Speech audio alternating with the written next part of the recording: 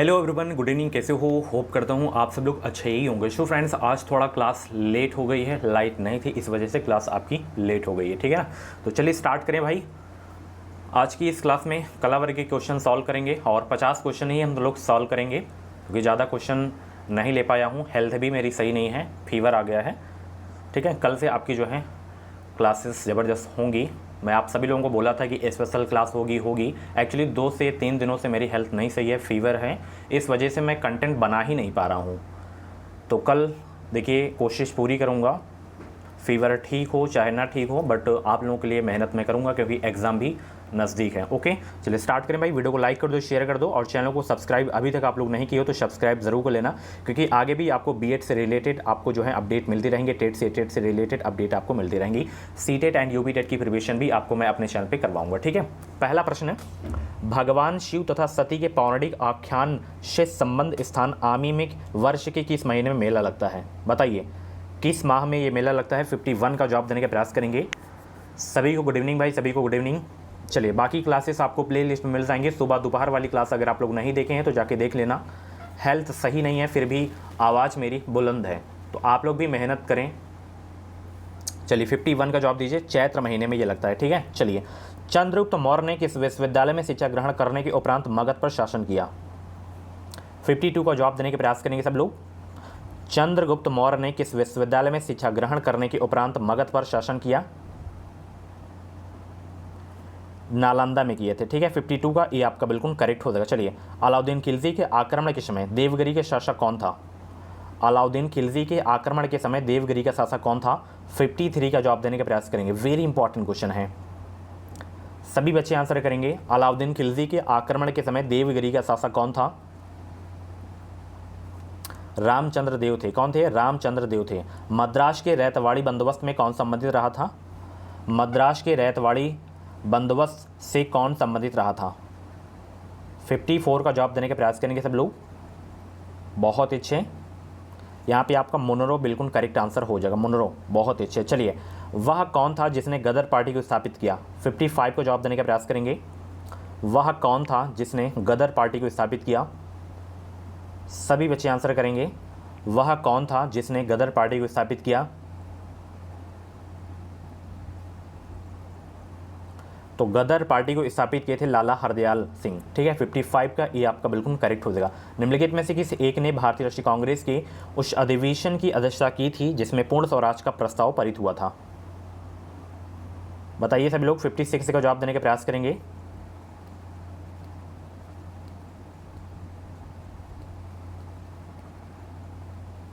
जवाहरलाल नेहरू बिल्कुल correct answer हो जाएगा। बहुत अच्छे। चलिए, ब्रह्मा समाज, रामकृष्ण मिशन और आर्य समाज में क्या समानता थी?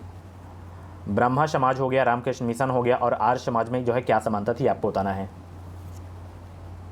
सभी बच्चे आंसर करेंगे। सभी बच्चों को गुड इवनिंग भाई।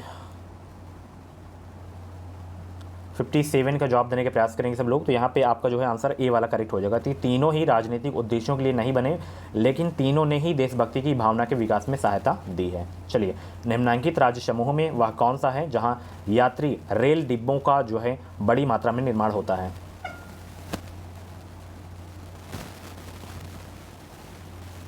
सभी बच्चे हर प्रश्न का जवाब ज़रूर दिया करें, इससे आपकी प्रैक्टिस हो जाएगी अच्छे से। जब क्वेश्चन को आप लोग टच ही नहीं करेंगे तो कुछ समझ में आएगा ही नहीं।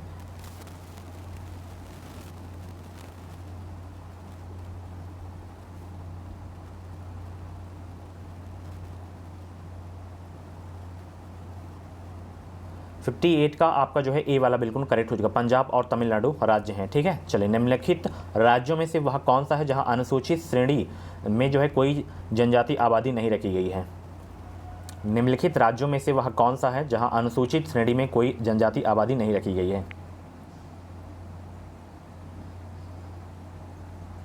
वो राज्य है पंजाब। 59 का बी आपका बिल्कुल करेक्ट हो जाएगा। चलिए, भारत का वह राज्य जो अनाज उत्पादन में अधिकतम अंशदान करता है? भारत का वह राज्य जो अनाज उत्पादन में अधिकतम अंशदान करता है वो कौन सा राज्य है?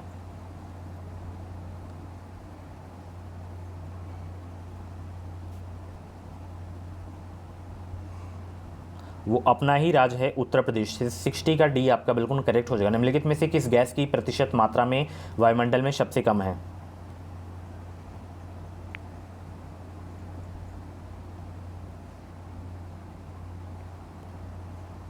सभी बच्चे आंसर करेंगे तो वो है कार्बन डाइऑक्साइड। 61 का बी आपका बिल्कुल करेक्ट हो जाएगा। वहाँ विस्फोट सिद्धांत संबंधित है किससे?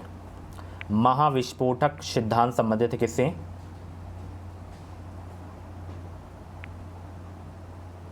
बहुत अच्छे।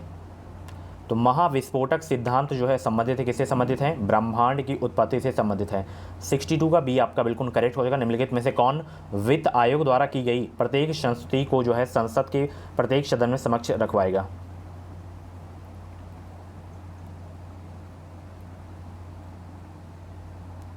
भारत का राष्ट्रपति बिल्कुल करेक्ट आंसर हो जाएगा। चलिए बहुत अच्छे। किस संशोधन से सामाजिक धर्मनिरपेक्षता और राष्ट्रीय एकता एवं अखंडता शब्द भारतीय संविधान में जोड़े गए थे?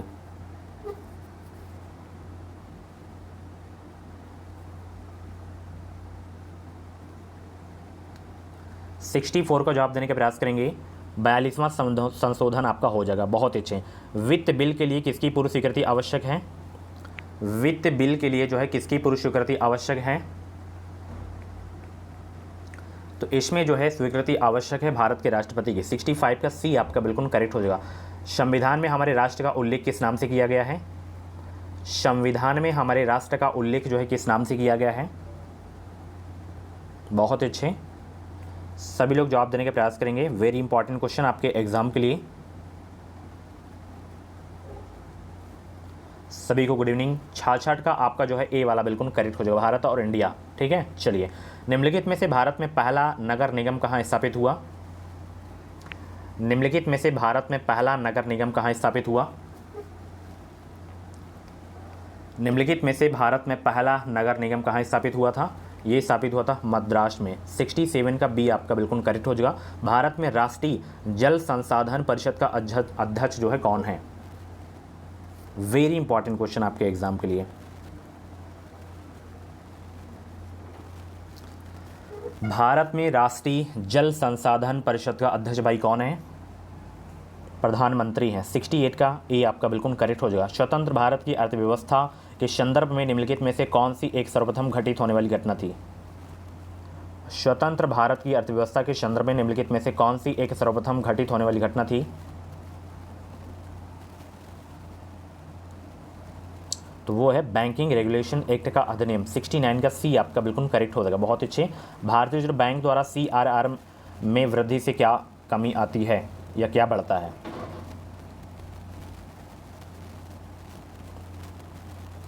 तो RBI द्वारा CRR में जो है वृद्धि से क्या होता है? अर्थव्यवस्था में मौद्रिक तरलता में कमी आती है। 70 का बी आपका बिल्कुल करेक्ट हो जाएगा। 14 जुलाई 1942 को कांग्रेस कार्य समिति द्वारा भारत छोड़ो आंदोलन का प्रस्ताव कहाँ प्रेरित किया गया? बताइए भाई। 71 का जवाब देने का प्रयास करेंगे सब लोग।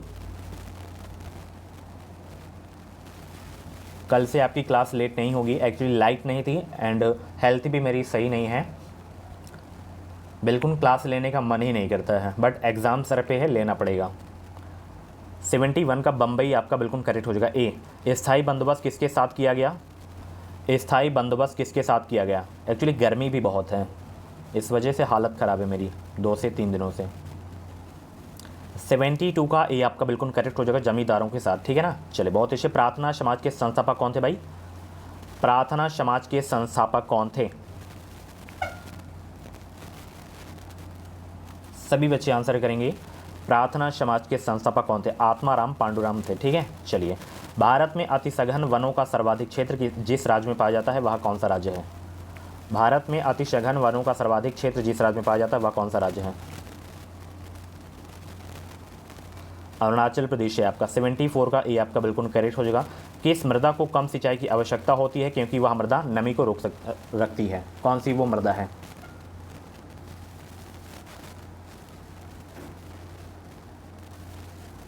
बहुत अच्छे। वीडियो को लाइक कर देना एंड आप सभी को टारगेट में दिया हूं कि 15 जून से पहले हमारे चैनल पे जो है 2 लाख की फैमिली हो जानी चाहिए और बहुत ही कम सब्सक्राइबर, मात्र 9000 सब्सक्राइबर बाकी हैं। आप लोगों का जिस तरह से अभी प्यार मिल रहा है, सहयोग मिल रहा है, अगर इसी तरह मिला 15 जून तक तो 100% 2 लाख की फैमिली हो जाएगी। किस मृदा को कम सिंचाई की आवश्यकता होती है?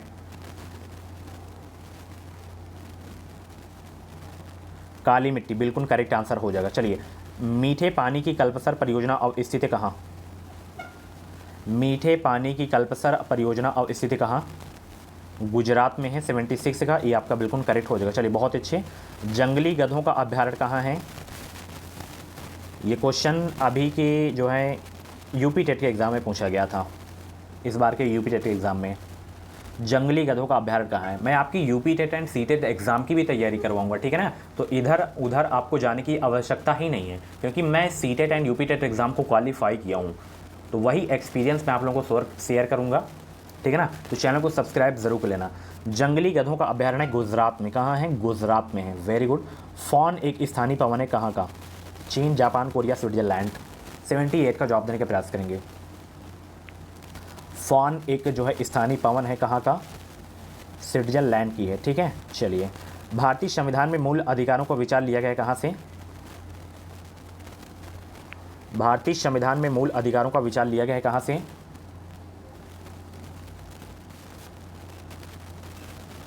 अमेरिका के संविधान से लिया गया है। 79 का डी आपका बिल्कुल करेक्ट हो जाएगा। भारत में वित्तीय आपातकाल की घोषणा आज तक कितनी बार की गई है? वेरी इंपॉर्टेंट क्वेश्चन है, कई बार एग्जाम में ये क्वेश्चन पूछा गया है। भारत में वित्तीय आपातकाल की घोषणा आज तक कितनी बार की गई है? जैसे जैसे क्लास एंड हो रही है वैसे वैसे वॉइस मेरी स्लो हो रही है। एक्चुअली एनर्जी ही नहीं रह रही है 2 से 3 दिनों से, कभी नहीं अभी तक लगाया गया है, ठीक है। चलिए बहुत अच्छे। भारतीय कृषि में निम्न उत्पादकता का कारण है क्या? भारतीय कृषि में निम्न उत्पादकता का कारण है क्या? तो आवश्यकता से अधिक लोगों का कृषि कार्यों में लगा रहना, जोत का छोटा आकार, उत्पादन की पिछड़ी तकनीक, उपरोक्त सभी आपका करेक्ट आंसर हो जाएगा। भारत में नियोजित अर्थव्यवस्था आधारित है किस पर? भारत में नियोजित अर्थव्यवस्था आधारित है किस पर?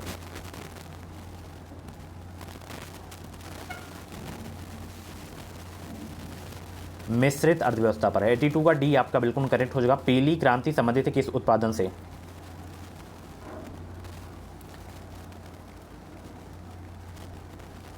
तिलहन से संबंधित है, ठीक है ना। चलिए, वह कौन सा बैंक है जिसने कृषकों के पास आसानी से पहुंचने के लिए किसान क्लब बनाए थे?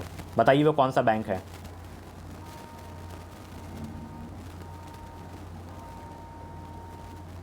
वो बैंक है क्षेत्रीय ग्रामीण बैंक। कौन सा बैंक है? क्षेत्रीय ग्रामीण बैंक है। न्यूनतम समर्थन मूल्य का निर्धारक है। न्यूनतम समर्थन मूल्य का निर्धारक है कौन सा? कृषि लागत एवं मूल्य आयोग आपका है। 85 का सी आपका बिल्कुल करेक्ट हो जाएगा। निम्न में से किस एक पुरस्थल से पाषाण संस्कृति से लेकर हड़प्पा सभ्यता तक के सांस्कृतिक अवशेष प्राप्त हुए हैं? सीधे एग्जाम में छपने वाले प्रश्न हैं ये सारे के सारे। रीजनिंग की जो है अगर आपको पीडीएफ चाहिए तो टेलीग्राम ग्रुप को ज्वाइन कर लें। टेलीग्राम ग्रुप की लिंक वीडियो के डिस्क्रिप्शन बॉक्स में दे दिया हूँ। आप लोग व्हाट्सएप पे कमेंट मत किया करें, मैसेज मत किया करें कि हमें टेलीग्राम की सेंड कर दीजिए लिंक। मैं वीडियो के डिस्क्रिप्शन बॉक्स में जब सेंड कर रहा हूँ तो आपको व्हाट्सएप पे मैसेज करने की कोई ज़रूरत ही नहीं है।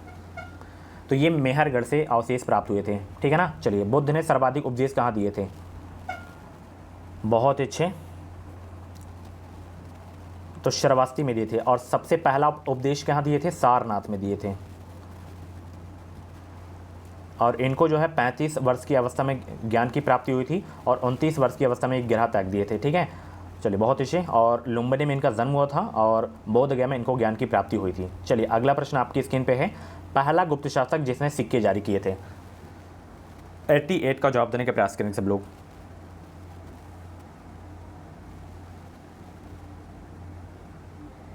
पहला गुप्त शासक जिसने सिक्के जारी किए थे तो वो है भाई चंद्रगुप्त प्रथम था, ठीक है। चलिए, निम्नलिखित में से भारतीय राष्ट्रीय कांग्रेस के किस अधिवेशन में महात्मा गांधी ने कहा था कि गांधी मर सकते हैं परंतु गांधीवाद सदैव बना रहेगा? वो कौन सा अधिवेशन है? 89 का जवाब देने का प्रयास करेंगे सब लोग।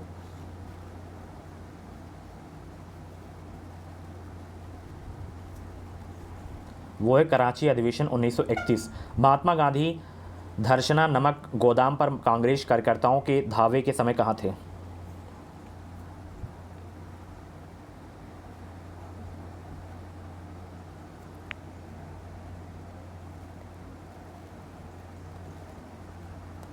बताइए भाई कहाँ थे?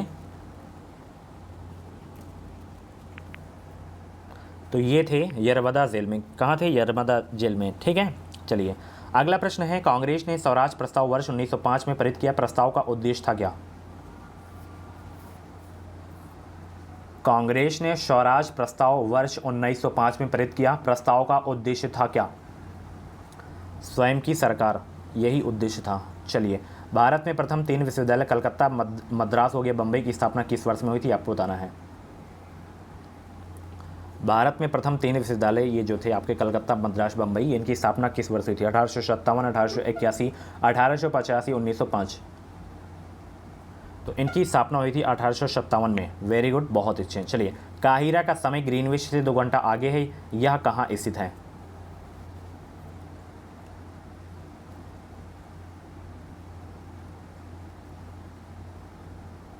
ये 30 डिग्री पूर्वी देशांतर पर स्थित है। ठीक है, चलिए, कि जिस खनिज के कारण चिली प्रसिद्ध है वह कौन सा है? B.Ed से रिलेटेड भाई कुछ भी डाउट्स है, अगर आपका डाउट नहीं क्लियर हो रहा है तो आप लोग मुझे व्हाट्सएप पे मैसेज कर सकते हैं या तो इंस्टा पे मैसेज कर सकते हैं। तो जिस खनिज के कारण चिली प्रसिद्ध है वह है आपका नाइट्रेट। क्या है? नाइट्रेट। Very good. भारत के किस प्रांत में सर्वप्रथम साम्यवादी सरकार की स्थापना हुई थी? भारत के किस प्रांत में सर्वप्रथम साम्यवादी सरकार की स्थापना हुई थी? तो वो है आपका केरल। बहुत अच्छे। चलिए, अगला प्रश्न आपकी स्क्रीन पे है कि भारत में संसद द्वारा बंधुओं मजदूरी को जो है प्रतिबिंबित करने वाला अधिनियम पारित किया गया था वर्ष किस में? 1974, 1976, 1979 या 1980? ये किया गया था 1976 में। बहुत अच्छे। भारतीय संविधान में संशोधन करके शिक्षा का अधिकार कब जोड़ा गया था? 1 अप्रैल 2010 को जोड़ा गया था। चलिए, बहुत अच्छे। भारत के संविधान का निम्नलिखित में से कौन सा अनुच्छेद प्रेस की स्वतंत्रता से संबंधित है? बताइए भाई, कौन सा जो है अनुच्छेद प्रेस की स्वतंत्रता से संबंधित है? 19, 21, 20, 22?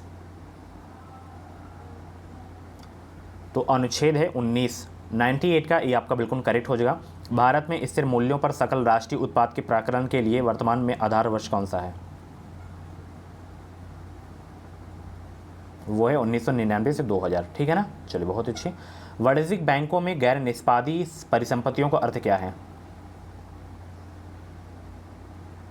पूंजी परिसंपत्तियों जो प्रयोग में नहीं हो। ठीक है। सो फ्रेंड्स, ये थी आज की क्लास। एक्चुअली मैं क्वेश्चन तो ज़्यादा लाया था बट टाइम भी ज़्यादा हो गया है, इस वजह से नोटिफिकेशन भी नहीं जाएगा, फिर टाइमिंग क्या होगा, गड़बड़ हो जाएगी। तो इस वजह से 85 क्वेश्चन में सॉल्व करवाया हूँ। ठीक है। बाकी कल हम स्पेशल क्लास में मिल सकते हैं। तो सुबह 9 बजे आपको रेडी रहना है, पेन कॉपी लेके।